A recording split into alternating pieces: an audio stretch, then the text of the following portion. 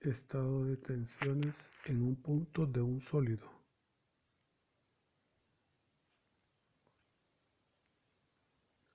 Para iniciar ese estudio, consideremos un sólido en 3 dimensiones, sujeto a un sistema de fuerzas externas F.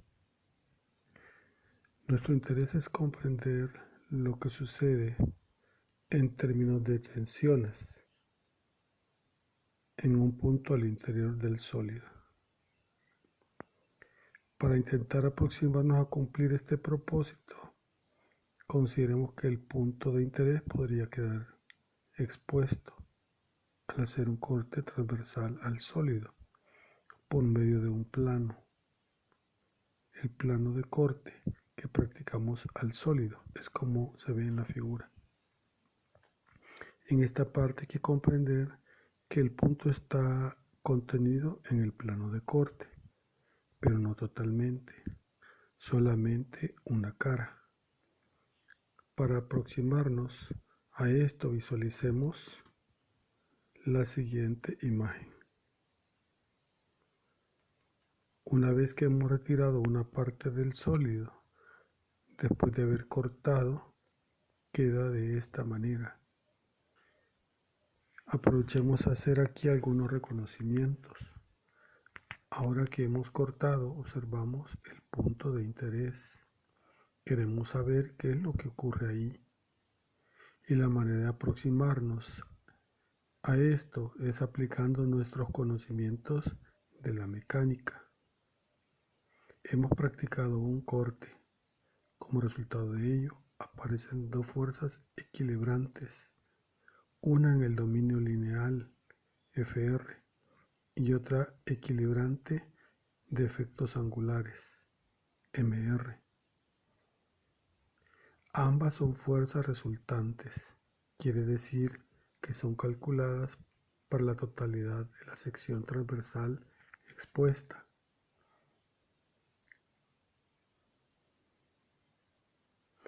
Las fuerzas F que quedan actuando en la porción izquierda del sólido se ven equilibradas por Fr linealmente. El efecto angular de estas, calculadas en un punto, no en el punto de interés, sino en el punto donde se ve el cursor. Su efecto angular se equilibra con Mr. Esto equivale a un sistema fuerza par, pero estos valores de fuerza Fr y de momento Mr son valores totales o valores de la sección. Estos valores se producen por lo que ocurre en términos de tensiones en cada punto expuesto en la sección transversal. Uno de esos puntos es el punto de interés. Hoy nos interesa saber lo que ocurre ahí. No olvidemos que el equilibrio hay que hacerlo en la dimensión lineal y en la dimensión angular. Para ello,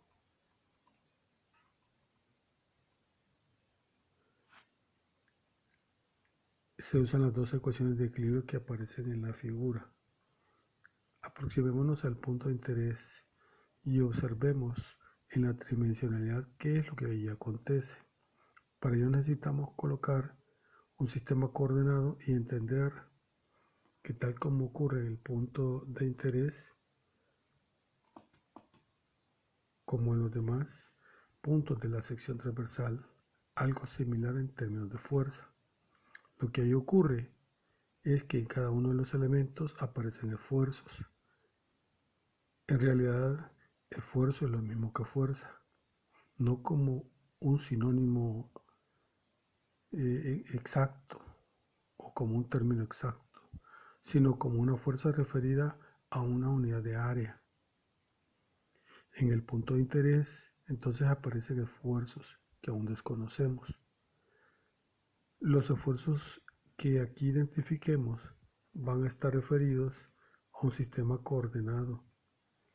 El sistema coordenado es único para el sólido y para los puntos que podamos identificar, similar al punto de interés. Acerquémonos al punto de interés para ver en su tridimensionalidad cómo los esfuerzos pueden ser identificados y también representados. Observemos la ampliación del punto con sus dimensiones diferenciales, con la dirección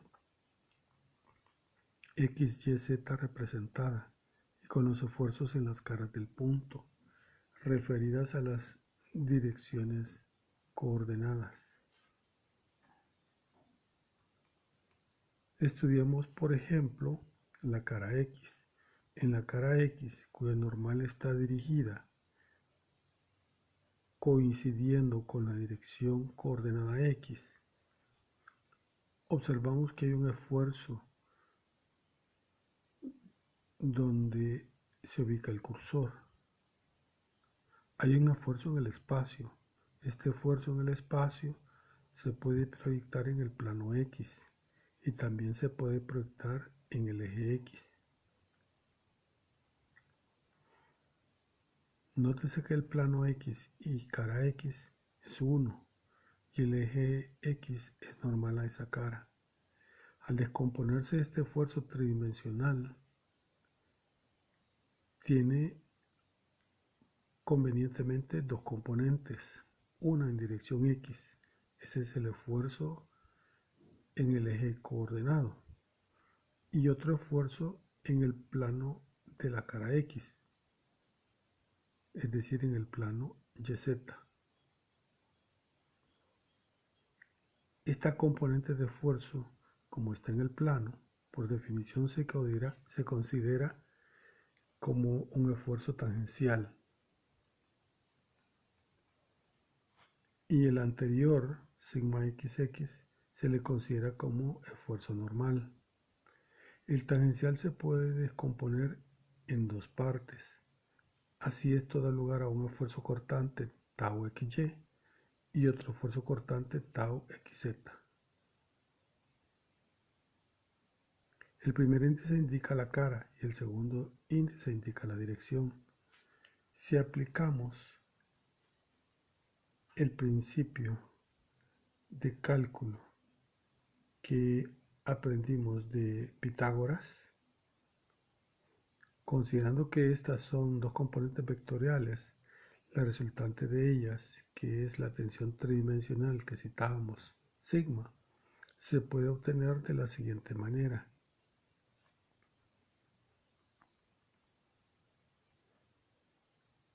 Reconozcamos en la siguiente figura la existencia solo en la cara X de tres incógnitas. Son tres esfuerzos que pueden variar. Partamos que exista un esfuerzo único tridimensional, sigma incógnita, pero los ángulos que forma con el plano YZ, con el eje Y, con el eje Z, con el eje X, como quiera verse, se puede definir en como dos incógnitas. La primera como el ángulo que forma con el eje X y otra el ángulo que forma su componente angular con el eje Y. Son dos incógnitas, más la magnitud del esfuerzo tridimensional son tres incógnitas.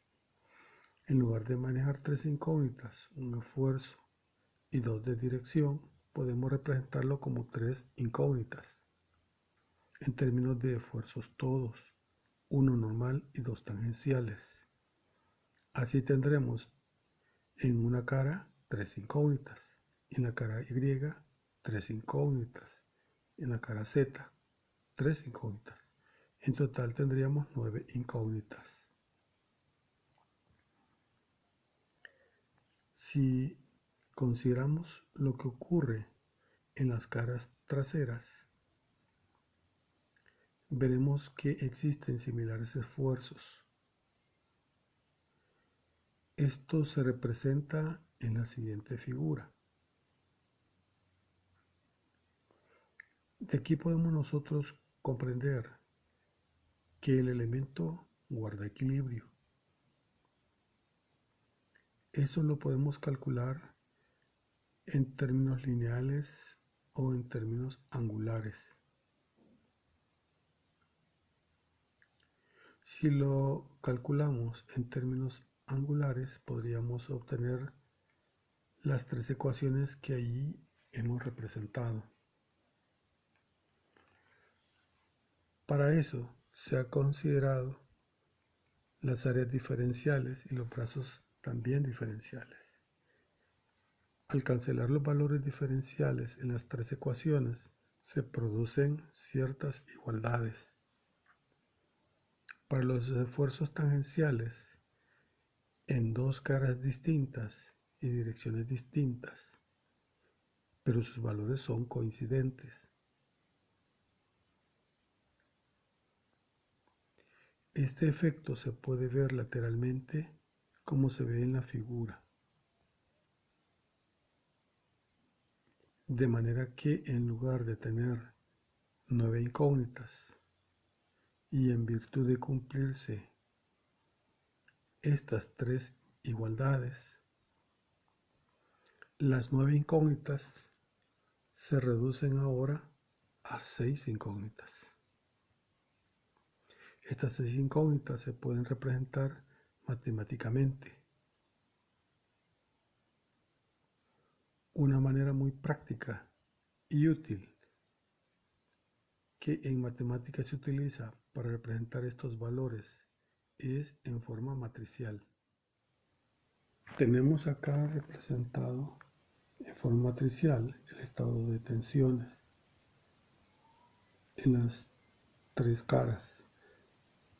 Si se consideran las caras ocultas, serían 6 caras del elemento diferencial que representa lo que acontece alrededor de un punto. Aunque aquí solo se han representado los valores de tensión que ocurren en tres caras, este representa el estado de tensiones en el punto. Lo llamaremos a esto matriz T, queriendo indicar que son tensiones o esfuerzos en un punto. En la primera fila aparecen los valores según la cara X, en la segunda según la cara Y, tercera fila según la cara Z. El primer índice indica la cara. En este caso el esfuerzo XY por ser idéntico a ZX se ha sustituido por su igualdad con el propósito de denotar la simetría de la matriz. Véase que tienen sus elementos reflejados con respecto a una línea de simetría diagonal. Se dice entonces que se trata de una matriz simétrica. En esta representación, el subíndice n podría cambiarse por x. Tendría el mismo sentido. Diría que es el esfuerzo en la cara x y en la dirección x. Para recalcar la ortogonalidad, utilizamos el subíndice para indicar que es normal a la cara x. Estos valores hay que reconocer que están referidos a un sistema coordenado. Es el sistema XYZ. Los subíndices están indicando la referencia.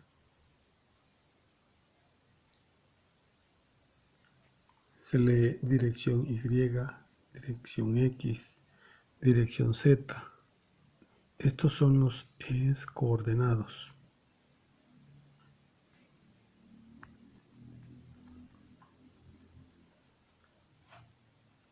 Al cubo considerado podríamos hacerle un corte con el fin de estudiar la distribución de tensiones en una dirección distinta a las direcciones coordenadas.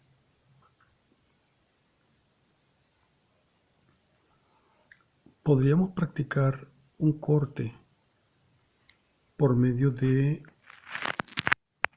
un plano que pase por 3 vértices del cubo, con el propósito de definir un plano que sea distinto, cuya normal sea distinta a las direcciones coordenadas, como se ve en la figura. Si consideramos esto y retiramos una parte del paralelepípedo que queda a un costado del plano de corte, quedándonos solamente con el triedro inferior, cambiando el sistema coordenado inicial por el nuevo sistema coordenado, podríamos entonces llegar a visualizar la siguiente figura. En esta figura los puntos A, B y C limitan al plano inclinado.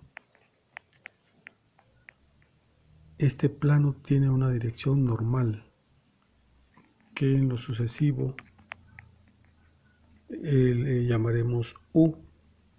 Para esta dirección U se pueden calcular sus cosenos directores, es decir, los cosenos de los ángulos que forma el vector unitario normal al plano con respecto a los ejes X, Y y Z.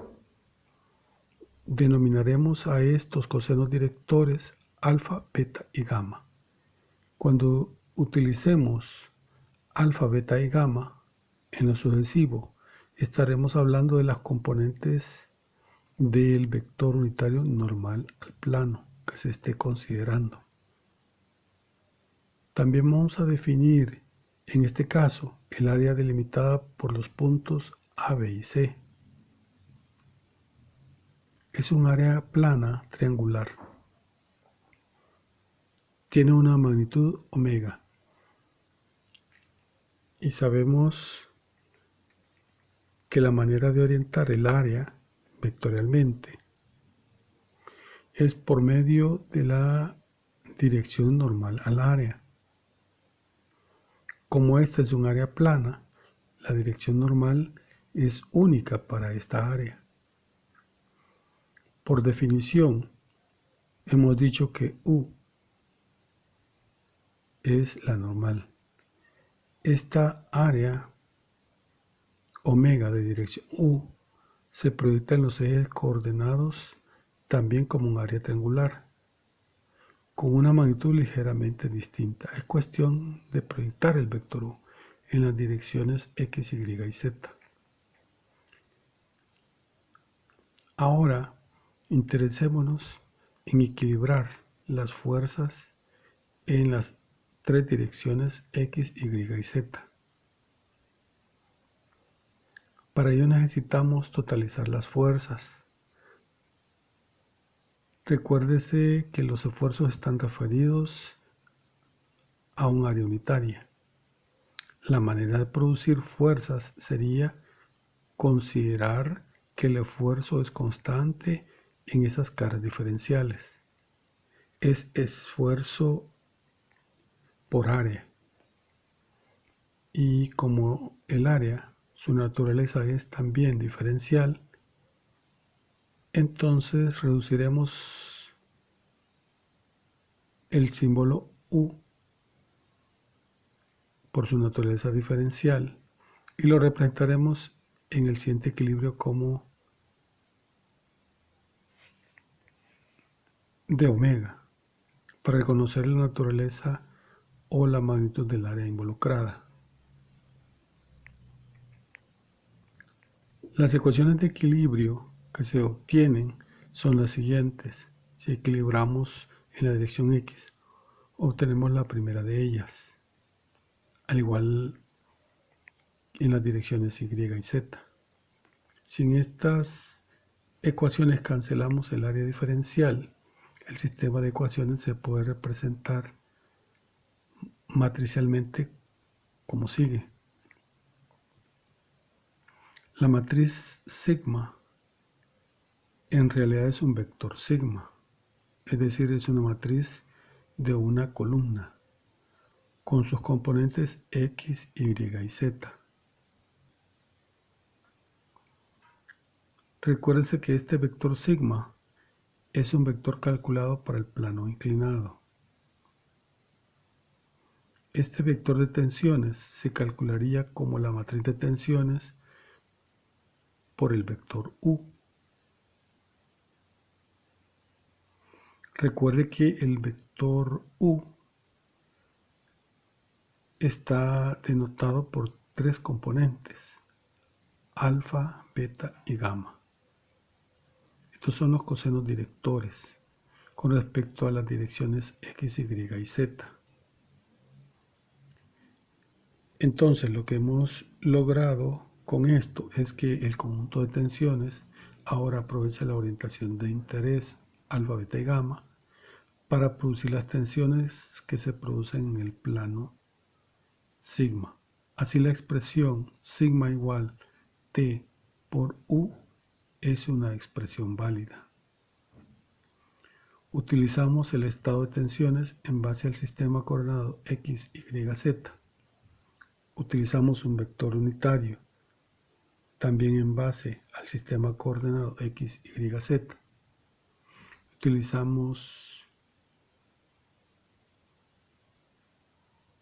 este vector para representarlo como una línea en una dirección, la dirección normal a un plano, y obtenemos el estado de tensiones según el plano, no según la línea, según un plano.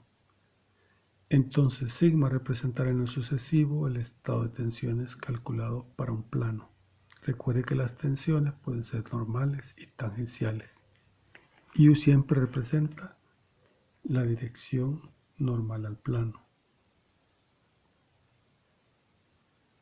No olvidar que la matriz T aquí involucrada representa tensiones en las tres caras del elemento diferencial volumétrico,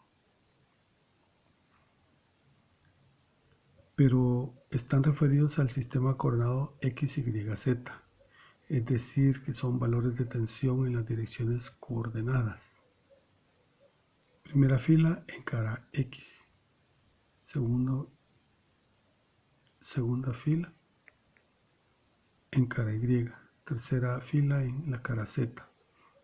De ahí que la misma matriz en la primera columna corresponde a tensiones en dirección X, segunda columna a tensiones en dirección Y y tercera columna a tensiones en la dirección Z. Ahora interesados en establecer el equilibrio elemental, es decir, el equilibrio del elemento volumétrico, podemos considerar la siguiente figura. Hoy estamos interesados en visualizar la variación de las tensiones. Vemos que en la cara X tenemos esfuerzos y también variación de los esfuerzos. Tenemos, por ejemplo, sigma X o sigma NX. Le agregamos la variación de ese mismo esfuerzo considerando la dirección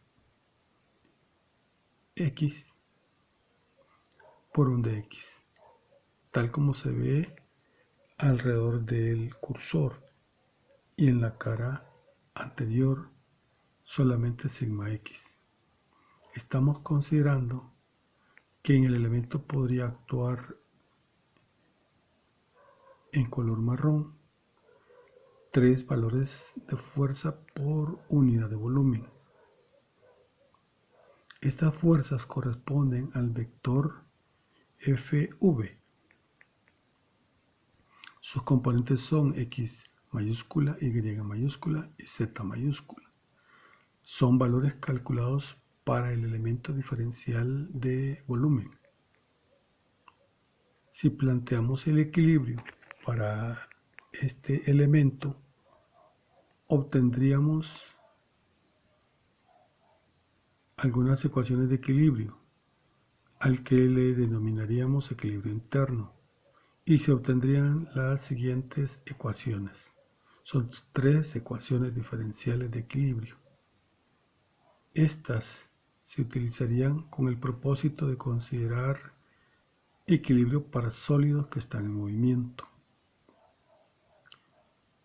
o sólidos cuyo efecto de gravedad está siendo considerado.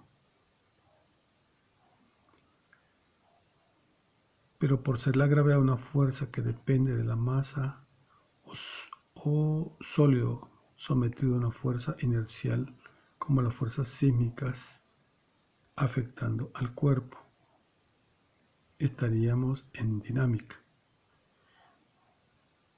Al ignorar esto, y si ignoramos el efecto de las fuerzas en la masa, considerando únicamente las fuerzas en la superficie del sólido, podríamos plantear ecuaciones de equilibrio de contorno, es decir, en la superficie del elemento. En este caso, consideramos que en la superficie del plano inclinado existe una fuerza F omega, cuyas componentes son X barra, Y barra y Z barra, queriendo indicar con el distintivo barra que están calculados para un plano. Y obtendríamos que X barra es igual a sigma nx por alfa más tau xy por beta más tau zx por gamma. Esto es lo mismo que ya habíamos calculado como sigma x, sigma y y sigma z. Entonces los valores de superficie en realidad son sigma x, sigma y y sigma z. Esto es nada más una representación de fuerzas en la superficie que en lo sucesivo trataremos de no utilizar para no producir confusión.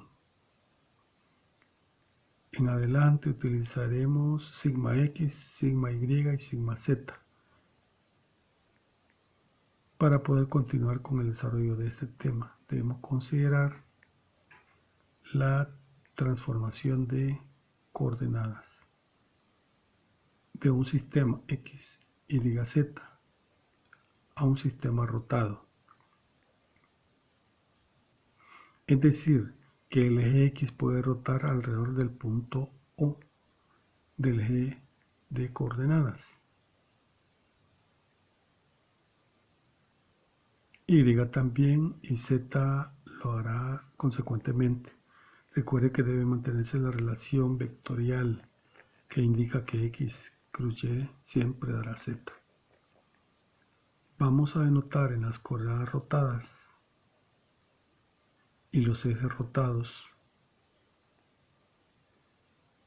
con superíndice asterisco. Así podríamos representar X asterisco, Y asterisco y Z asterisco y montar el nuevo sistema rotado sobre el sistema original, produciendo la siguiente figura.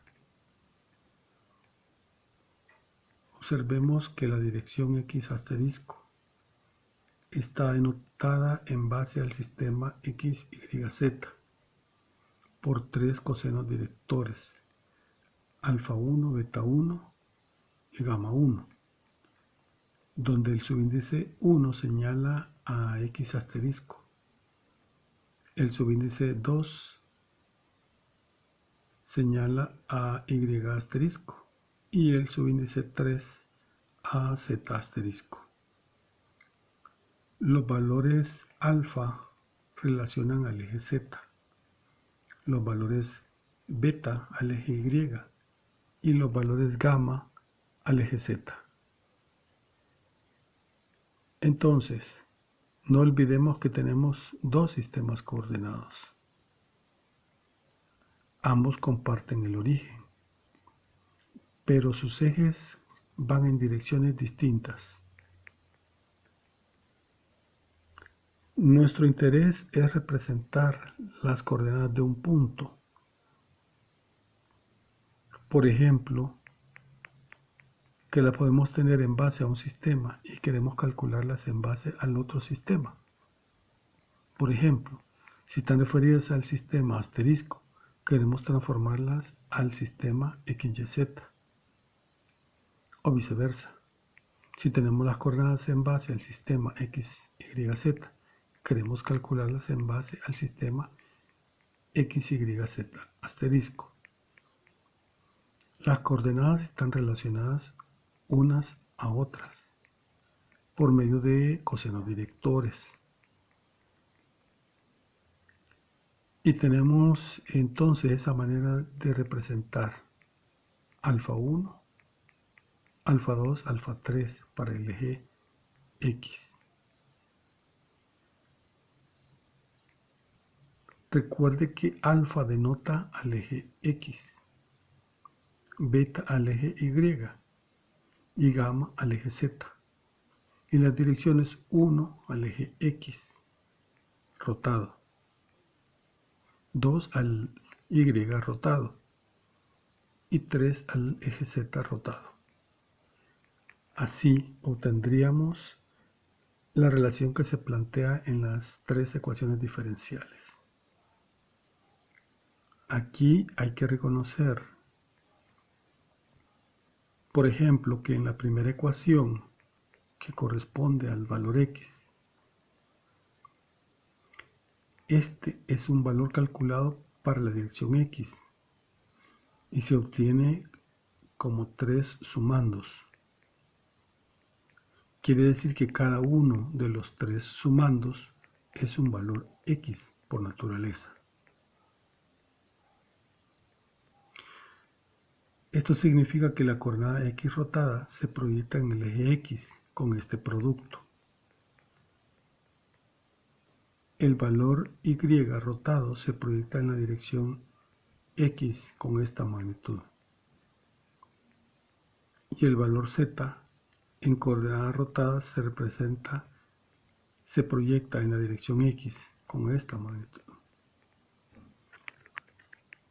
Los tres X asterisco, Y asterisco y Z asterisco aportan a la coordenada X, cada uno en una proporción según sus cosenos directores. Así podríamos tener matricialmente un sistema de ecuaciones para expresar los valores que se obtienen para X, Y y Z. Si conocemos las coordenadas en base al sistema rotado X asterisco, Y asterisco y Z asterisco. Tendríamos acá una matriz de transformación que en lo sucesivo denominaremos R mayúscula. Y así, en la figura anterior, vemos que tenemos interés en un vector particular R minúscula, dirigido del punto P al punto A. Ese vector R minúscula se puede tener en base al sistema rotado y se puede calcular en base al sistema original X, Y, Z de la siguiente manera. Esta es solo una reducción simbólica de la expresión anterior. En esto hay que reconocer que R es una matriz ortogonal que está formada con vectores unitarios. En consecuencia, esto significa que su determinante vale 1. Cualquiera que sea el sistema coordenado rotado para el cual se calcule esta matriz, su determinante siempre será 1. Entonces, si este concepto anterior lo aplicamos a la dirección unitaria normal al plano,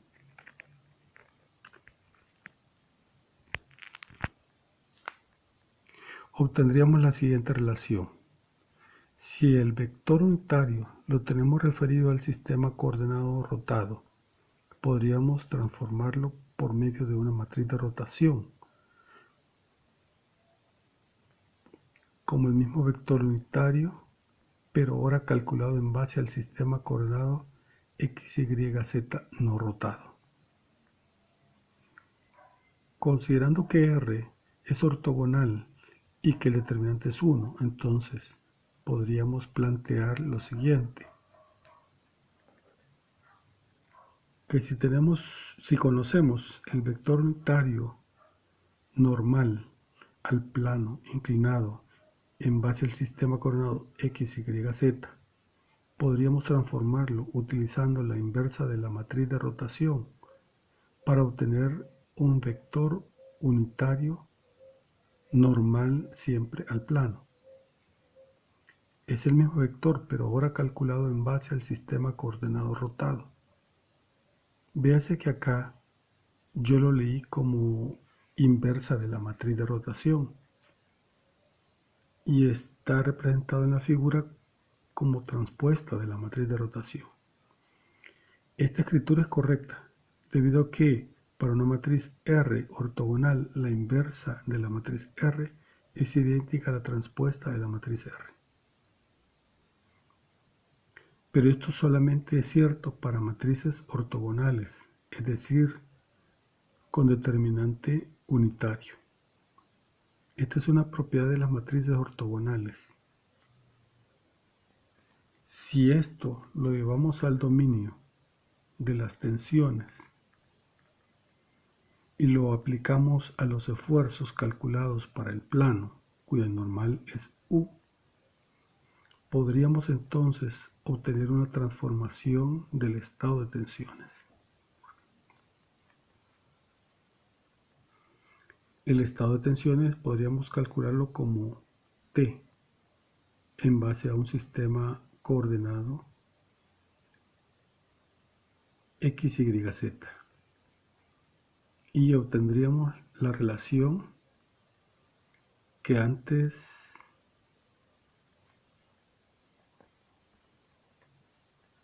habíamos obtenido, y es que G es igual a T por U, justo como se visualiza. Para tener una idea más clara, véase en el recuadro titulado Recordar qué.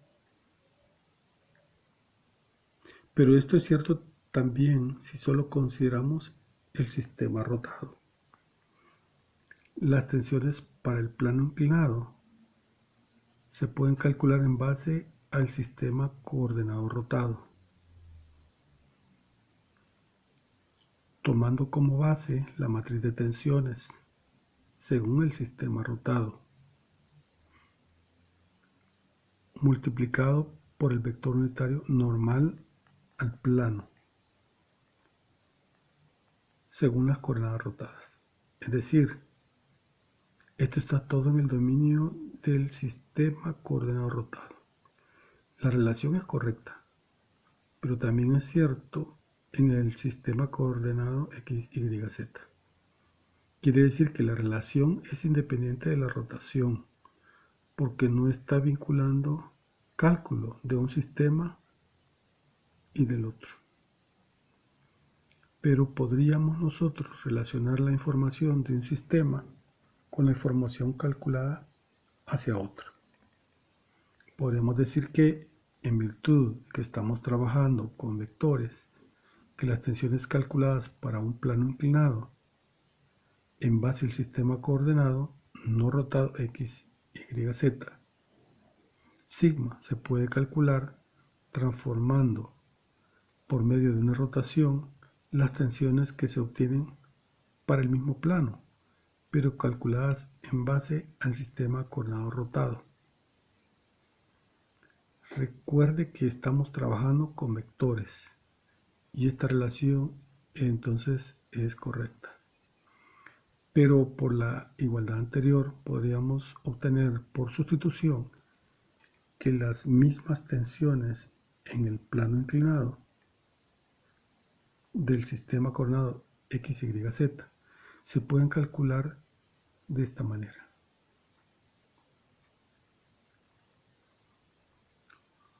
Ahora está calculado en base al sistema de tensiones y la dirección del plano inclinado en base al sistema rotado. Véase que se toma la dirección rotada, se combinan con el estado de tensiones en base al mismo sistema y se obtienen las tensiones en un plano en base al sistema rotado y luego se transforma para producirlo en base al sistema X, Y, Z. De nuevo, se puede hacer una sustitución de U asterisco como en la imagen anterior y obtener la nueva relación. Ahora tenemos cálculos de dirección normal de un plano inclinado U en base al sistema X, Y, Z. Y ahora se transforma al sistema rotado, siendo siempre U.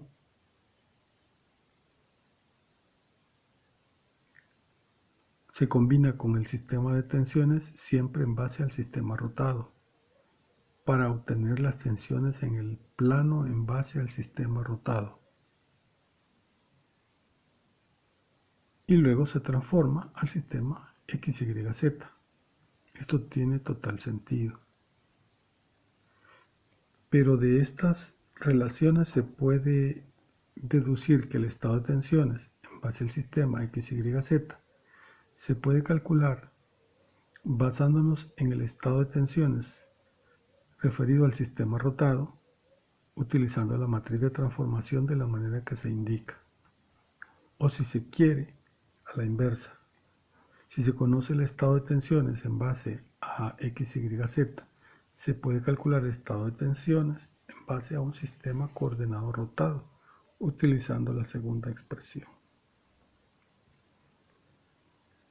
Ahora tenemos libertad de expresar el estado de tensiones en base a un sistema coordenado o expresar el estado de tensiones en base a otro sistema coordenado. Es decir, tenemos libertad de cambiar el sistema coordenado y producir un segundo sistema.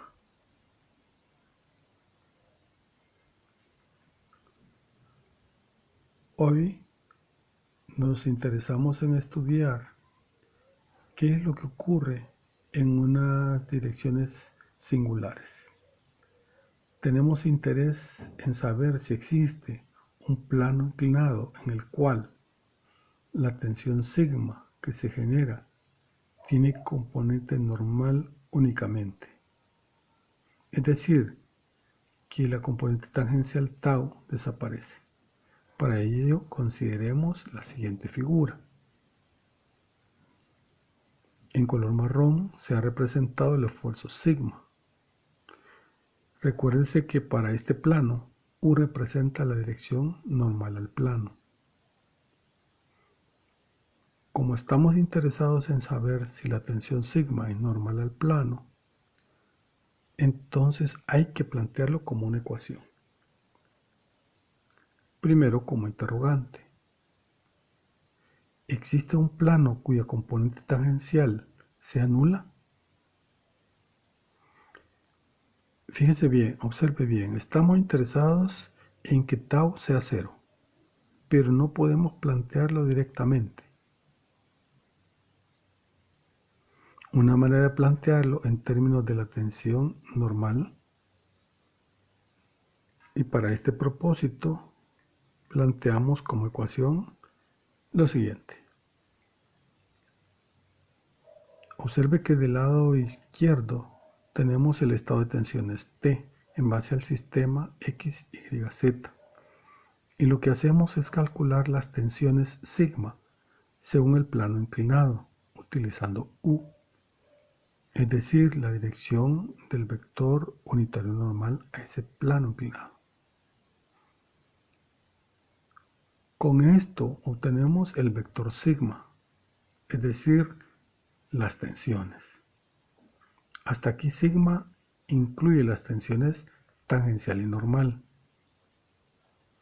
Pero hoy estamos interesados en plantear que eso es exactamente igual a,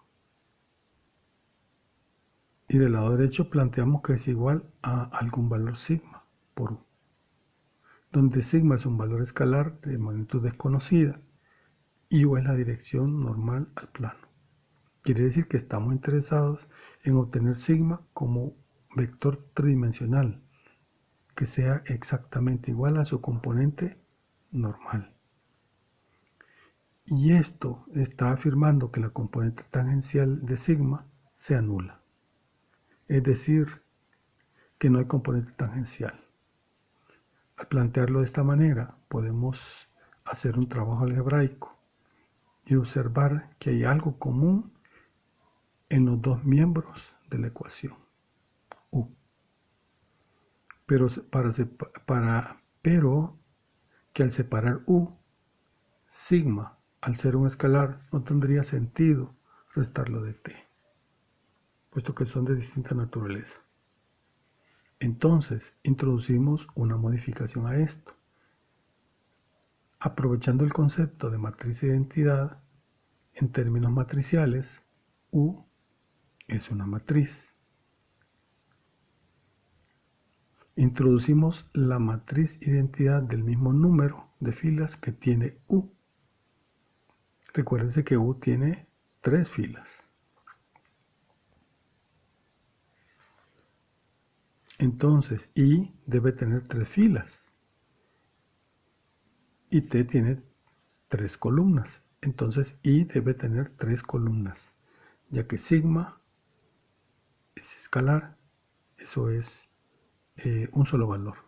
Es un valor e indica que no es vectorial. Entonces, I es quien va a llevar el carácter matricial. Si trasladamos este miembro a la izquierda e introducimos I acá, podríamos obtener la siguiente factorización de la ecuación. Y obtendríamos que la matriz de tensiones T menos la matriz generada por sigma I, esta diferencia multiplicada por el vector U nos da 0. Es decir, hay equilibrio. Recuérdense que U es arbitrario. Por lo tanto, el 0 no es producido por U. Entonces, el primer factor es el que debe producir el valor de 0.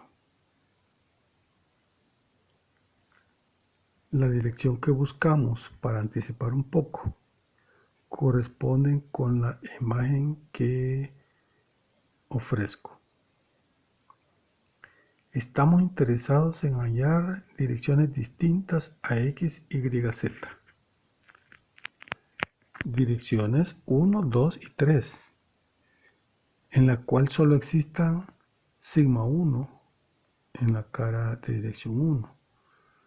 En la dirección 2 solo exista sigma 2 y en la dirección 3 solo exista sigma 3, cuya matriz T en base a este sistema 1, 2, 3 se representaría de la manera indicada a la derecha. La ecuación planteada toma la forma anterior. Toma la forma siguiente. Son 3 ecuaciones. Cada una de las ecuaciones representa lo que ocurre según una cara.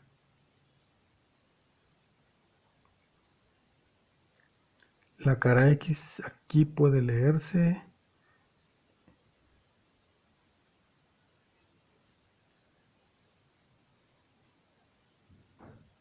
XZ. Entonces, esto es normal. Este es tangencial, pero en cara X. Y además, no olvidar en lo sucesivo que se están planteando 3 ecuaciones que deben satisfacerse. El interés ahora es hallar si existen algunos valores de sigma en estas direcciones, tal que cumplan esta igualdad. Además, hay que reconocer que los valores sigma nx, tau xy, tau zx, sigma nx, sigma nz, son valores calculados en base al sistema x, y, z. Y los valores sigma 1, 2 y 3, representados aquí como sigma sin subíndice, son valores calculados en base al sistema coordenado 1, 2, 3.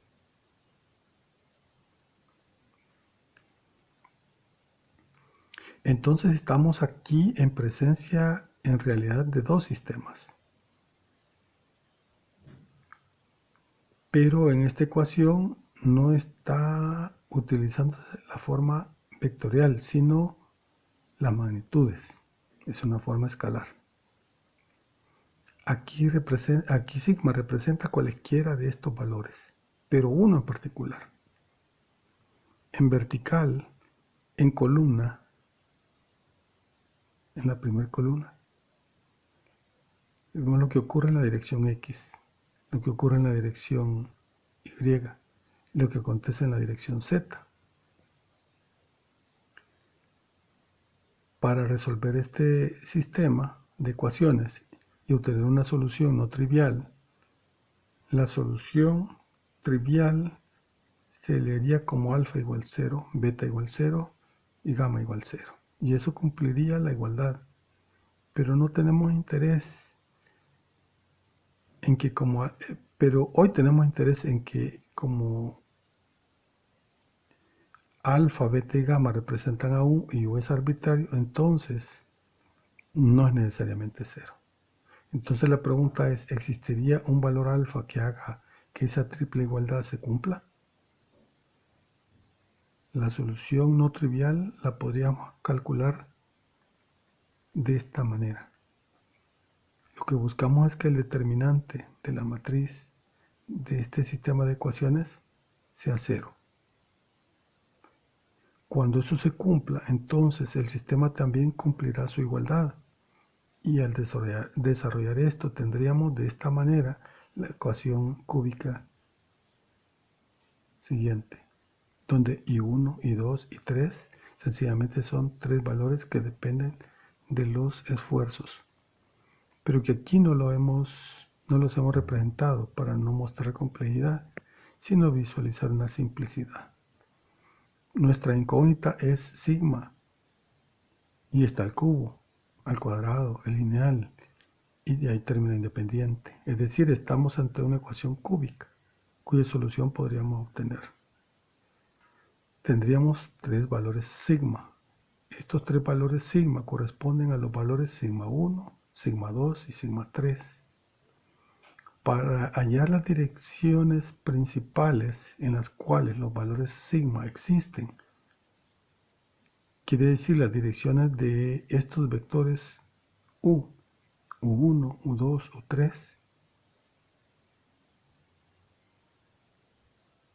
estamos interesados en hallarlos, pero con respecto al sistema coordenado X, Y, Z. Para hallar esto, debemos resolver el sistema de ecuaciones anterior. Es cuestión de traer el primer sigma 1, sustituirlo acá y resolver el sistema de ecuaciones. Y obtendríamos los valores de alfa, beta y gamma para esa dirección. Luego, considerando el sigma 2, lo traemos y sustituimos. Tendríamos un sistema de ecuaciones y podemos hallar de nuevo los valores alfa, beta y gamma. Y así vamos a obtener para un sigma 1 una dirección 1, denotada por alfa 1, beta 1 y sigma 1. Para un sigma 2, una dirección 2, con cosenos directores alfa 2, beta 2, gamma 2. Para un sigma 3, una dirección 3 con los cosenos directores alfa 3, beta 3 y gamma 3. A los valores sigma 1, sigma 2 y sigma 3 se les denomina en matemáticas valores propios. Y a las direcciones U1, U2 y U3 se les denomina vectores propios. Queremos darle una dimensión gráfica a lo que hemos obtenido, a los esfuerzos calculados para un plano, en base al estado de tensiones en un punto, relativo a un sistema coordenado X, Y, Z.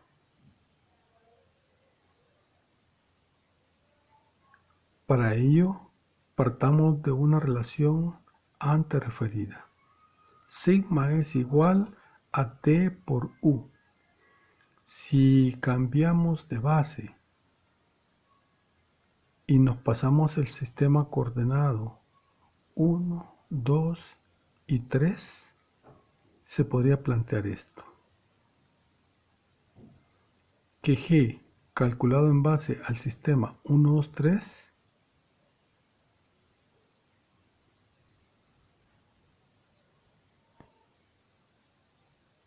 es igual a T, calculado para el sistema 1, 2, 3 por U,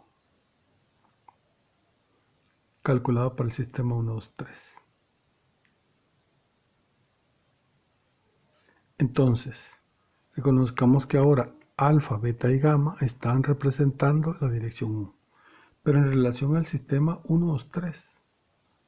Si desarrollamos esto, vamos a obtener que sigma X es calculado como sigma 1, valor propio. Un esfuerzo de tensión único en la cara 1.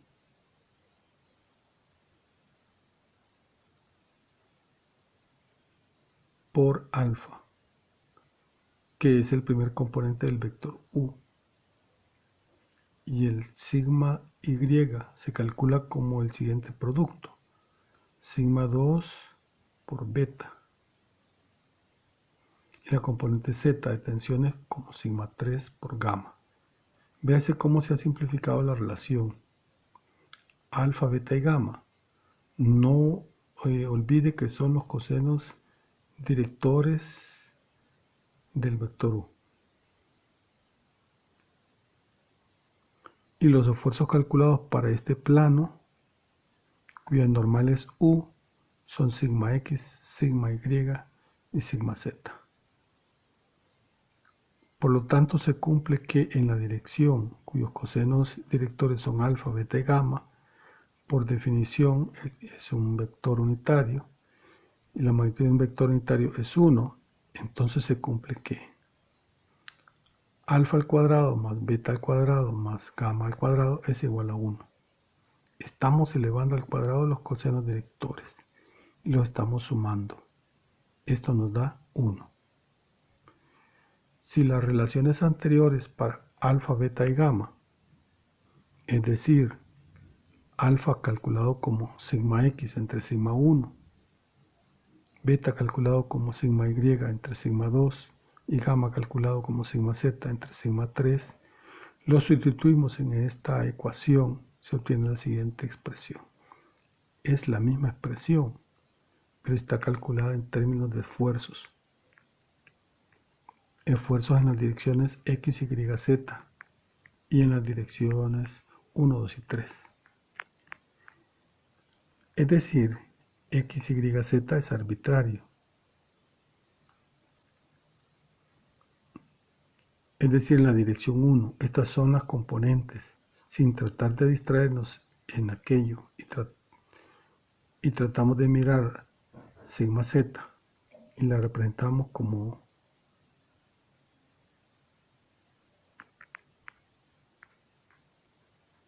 X, solo para propósito de visualización. Sigma Y como Y y sigma Z como Z. Perdón, sigma X como X. Solo para propósito de visualización gráfica obtendríamos esto.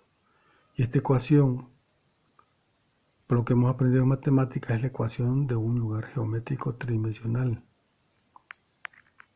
Véase que los signos son positivos y que los exponentes son cuadráticos y que en el denominador hay 3 valores y además que la igualdad es con el valor 1.